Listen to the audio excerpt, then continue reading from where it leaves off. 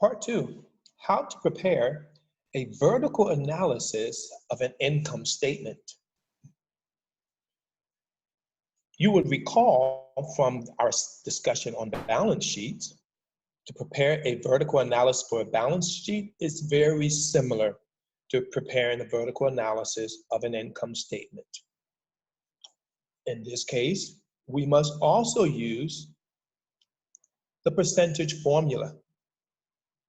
In this case, though, the portion of the percentage, P, net sales is the base. So this is all based on net sales.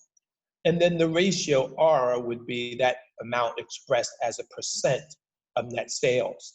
So every item on the list or in the income statement will be compared to net sales and will be given a percentage thereby. Okay, so in order to prepare this vertical analysis of an income statement, we'll go ahead and prepare the income statement as we previously discussed. And then we will create an additional column and we will call that percent of net sales.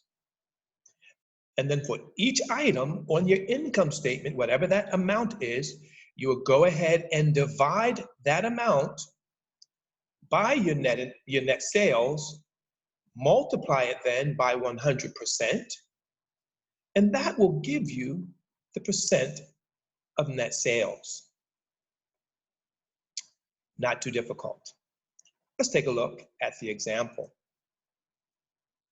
In this example, coming from our income statement, this is an income statement for the 7th inning. How do we complete the vertical analysis for this particular income statement? Well, the income statement is already created. But what we need to do, once again, is add another column and call that percent of net sales. And then we will take each of these items, divide it by net sales, and record its percentage to the right of it in the column. Okay, that is what we will do all the way down for every item listed. We will do that.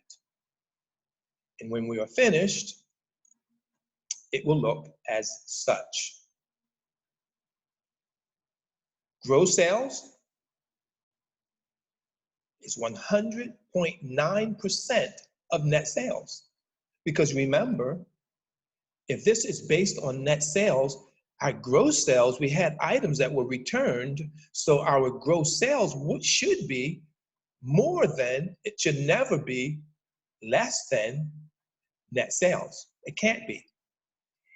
Gross sales can be equal to net sales if there are no returns, but net sales can never be more than gross sales. Okay, and so when you take the net sales, divide it by itself, you should always get 100% for net sales. Okay, the cost of goods sold area, each one of these items is going to be divided by net sales, and you have your percentages thereby. You go all the way down, then you will end up with a vertical analysis of your income statement.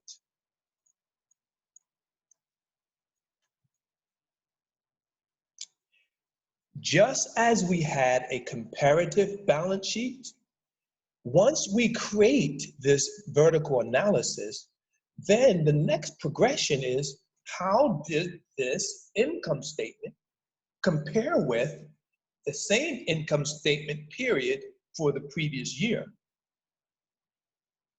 And so what we will do, just as we did with the comparative balance sheet, we will add 2 more columns to the right.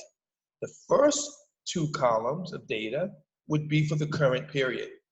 The columns to the right will be the previous period that we are comparing the current period by, okay? And you simply provide the data, each balance sheet based on itself. And we just put that data side by side so we can see how they fare from one period to the next. The data presented here in this column is all based on data of net sales from this year.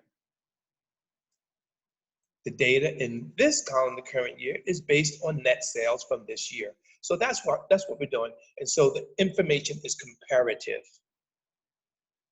Comparing net sales from the current period with net sales from the previous period. We see that value and we can see in this year, we have received more income in net sales than we did last year. That is a good sign that we are progressing. Now, the amount that we increased by might not be as great for us, depending on what we would consider how much we should be experiencing, what kind of growth in sales we should be experiencing. But nonetheless, we can look at this data, we can compare it, and then we can draw inferences and make decisions based on information provided. And so a comparative income statement allows management to do those types of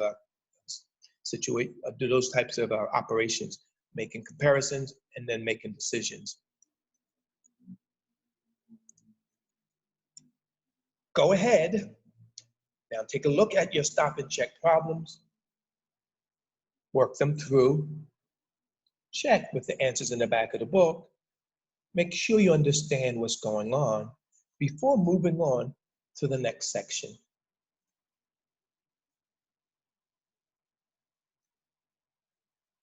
The next section then would be how to prepare a horizontal analysis of an income statement. This process is very similar to the horizontal analysis of the balance sheet. To prepare this, we simply have to take these 3 steps. Prepare your income statement for the 2 years or more. As many years as you want. Actually, you can decide and put them side by side. Record each year's amount in the separate columns.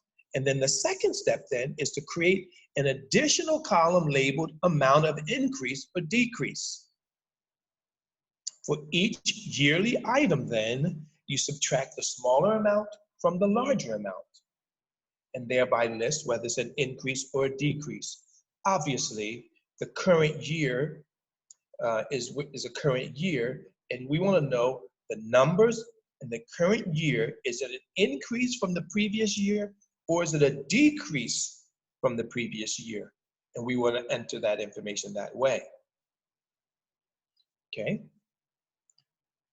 So if the earlier year's amount is larger than the later years, then you record the difference from step 2A as a decrease.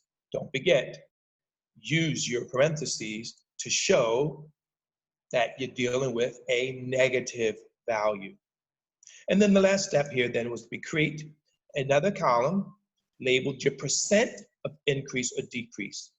And then for each yearly item, go ahead and use this formula, the amount of the increase or decrease divided by the earlier year's amount, not the current year, but the earlier year. And then multiply that ratio by 100% to get the percent of increase or decrease. Okay? That is the process on how to prepare a horizontal analysis of a comparative income statement.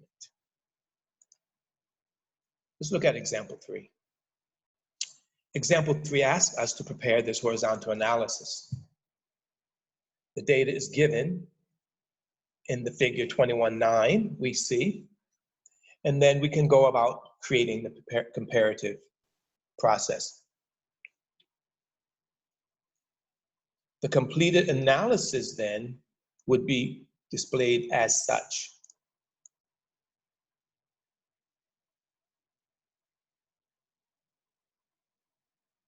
As you can see, in this case, each item is compared to the same item from the previous period.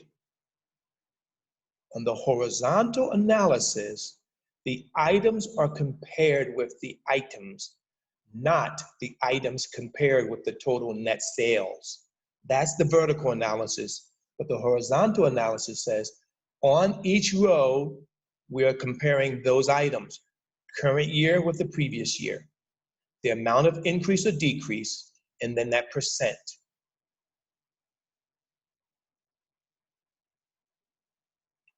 Cost of goods sold, what is the difference? What is the percent? So on and so forth. So there you have it. That's how we create a horizontal analysis of a comparative income statement. There are some more problems there for you to check just to make sure you have this process locked in mind and you have good control of this.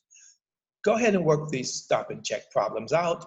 Check your answers again with the back of the book just to make sure you have the good process and you're making success before moving on to our section exercises.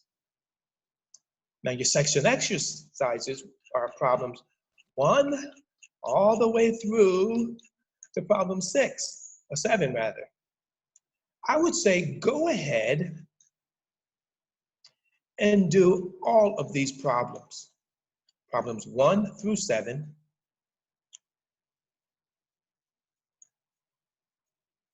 Using your calculator, plugging in the numbers. This should not be that hard. It might take some time, but nonetheless, I think the process is very straightforward. So go ahead, give it a shot, and we'll see you next time when we discuss financial statement ratios. So long.